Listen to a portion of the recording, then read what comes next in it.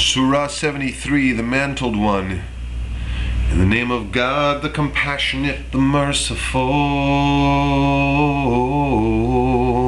You that are wrapped up in your mantle, keep vigil all night, save for a few hours, half the night or even less, or a little more, and with measured tone recite the Koran.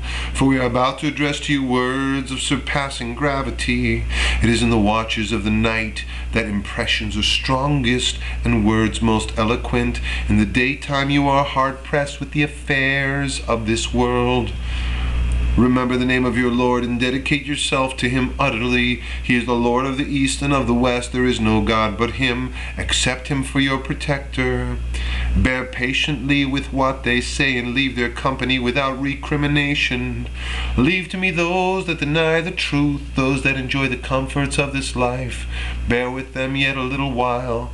We have in store for them heavy fetters and a blazing fire, choking food and harrowing torment, on the day when the earth shall quiver with all its mountains and the mountains crumble into heaps of shifting sand. We have sent forth an apostle to testify against you. Just as we sent an apostle to Pharaoh before you, Pharaoh disobeyed our messengers, so that with a baleful scourge we smote him. If you persist in unbelief, how will you escape the day that will make your children gray-haired, the day when the sky will split asunder, God's promise shall be fulfilled? This is but an admonition. Let him who will take the right path to his Lord. Your Lord knows that you sometimes keep vigil well nigh 2/3 of the night, and sometimes half or 1/3 of it, as do others among your followers. God measures the night and the day. He knows you cannot tell the length of the vigil, and turns to you mercifully. Recite from the Quran as many verses as you are able. He knows that among you there are sick men and others roaming the land in search of God's bounty, and yet others fighting for the cause of God.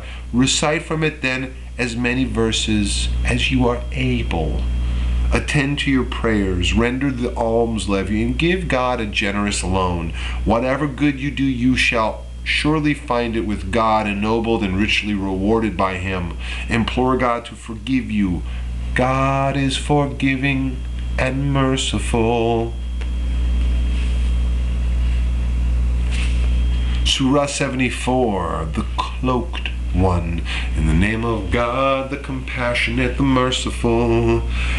You that are wrapped up in your cloak, arise and give warning. Magnify your Lord, purify your garments, and keep away from uncleanness. Bestow no favors, expecting gain. Be patient for your Lord's sake. The day the trumpet sounds shall be a hard and joyless day for the unbelievers. Leave to me the man whom I created helpless and endowed with vast riches and thriving children. I have made his progress smooth and easy. Yet he hopes that I shall give him more. By no means, because he has stubbornly denied our revelations, I will lay on him a mounting torment.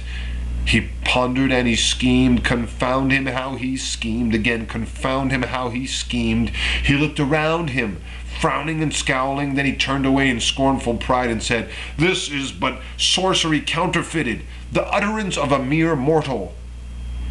I will surely cast him into the fire. Would that you knew what the fire is like. It leaves nothing. It spares no one. It burns the skins of men. It is guarded by 19 keepers. We have appointed none but angels to guard the fire, and made their number a subject for dispute among the unbelievers, so that those to whom the scriptures were given may be convinced, and the true believers strengthened in their faith, that those to whom the scriptures were given and the true believers may have no doubts, and that those whose hearts are tainted and those who have no faith may say, what could God mean by this? Thus God confounds whom he will and guides whom he pleases. None knows the warriors of your Lord but himself.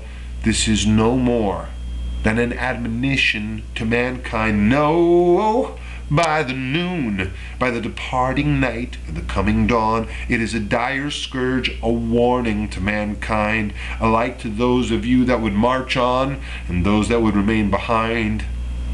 Each soul is the hostage of its own deeds. Those on the right hand will in their gardens ask the sinners, "What has brought you into hell?" They will reply, "We never prayed, nor did we ever feed the destitute. We engaged in disputes and denied the day of reckoning till the inevitable end overtook us. No intercessor's plea shall save them. Why then do they turn away from this reminder like frightened asses fleeing from a lion? Roar! Indeed, each one of them demands a scripture of his own to be unrolled before him. No, they have no fear of the hereafter. No, this is an admonition. Let him who will take heed, but none takes heed except by the will of God. He is Lord of goodness and forgiveness.